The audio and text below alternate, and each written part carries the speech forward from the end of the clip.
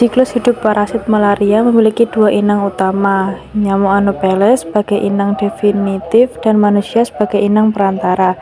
Berikut adalah tahapan lengkapnya.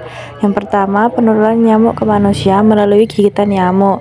Saat nyamuk Anopheles betina yang terinfeksi menggigit manusia, ia menyuntikkan sporozoid bentuk infektif parasit Plasmodium ke dalam aliran darah manusia melalui air liurnya. Lalu yang kedua, perjalanan ke hati dan infeksi hepatosit. Setelah masuk ke dalam tubuh manusia, sporozoid bergerak melalui aliran darah menuju hati. Di hati mereka menginfeksi hepatosit atau sel hati. Lalu yang ketiga, replikasi di sel hati. Dalam hepatosit, sporozoid berkembang menjadi skizon hati dan mengalami mitosis atau pembelahan sel secara cepat. Mereka berkembang menjadi merozoid dalam jumlah besar. Lalu yang keempat, pecahnya sel hati dan pelepasan merozoid ke darah. Setelah semua merozoid cukup banyak, sel hati yang terinfeksi pecah, melepaskan merozoid ke dalam aliran darah. Ini menandai dimulainya fase eritrositik atau fase dalam sel darah merah. Yang kelima yaitu siklus aseksual dalam sel darah merah. Merozoid menyerang sel darah merah atau eritrosit dan berkembang melalui beberapa tahap. Yang pertama, tahap cincin atau ring stake, berbentuk awal parasit di dalam eritrosit. Lalu ada trofozoid, berkembang dan mulai mengambil nutrisi dari sel darah merah. Lalu tahapan skizon eritrositik, melakukan pembelahan aseksual, menghasilkan lebih banyak merozoid.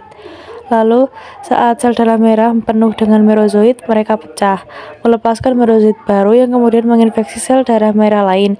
Siklus ini terus berulang menyebabkan gejala malaria seperti demam dan menggigil. Lalu tahapan yang keenam, yaitu pembentukan gametosit atau tahap seksual di manusia. Tidak semua merozoid melakukan replikasi aseksual. Sebagian merozoid berkembang menjadi gametosit atau bentuk seksual parasit di dalam sel darah merah. Ada dua jenis gametosit, yaitu makrogametosit betina dan mikrogametosit jantan. Gametosit ini tidak menyebabkan gejala pada manusia, tetapi jika nyamuk Anopheles menggigit orang yang terinfeksi, gametosit akan berpindah ke tubuh nyamuk. Lalu tahapan yang ketujuh yaitu penularan kembali ke nyamuk.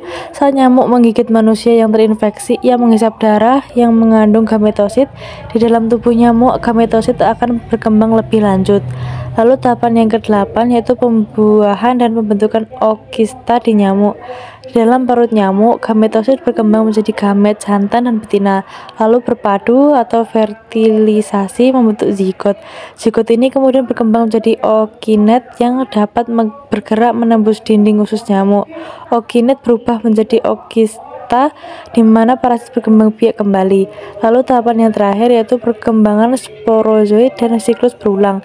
Setelah beberapa hari, ooksita pecah dan memasukkan sporozoid ke dalam tubuh nyamuk. Sporozoid ini kemudian berpindah ke kelenjar ludah nyamuk, siap untuk ditularkan ke manusia lain melalui gigitan.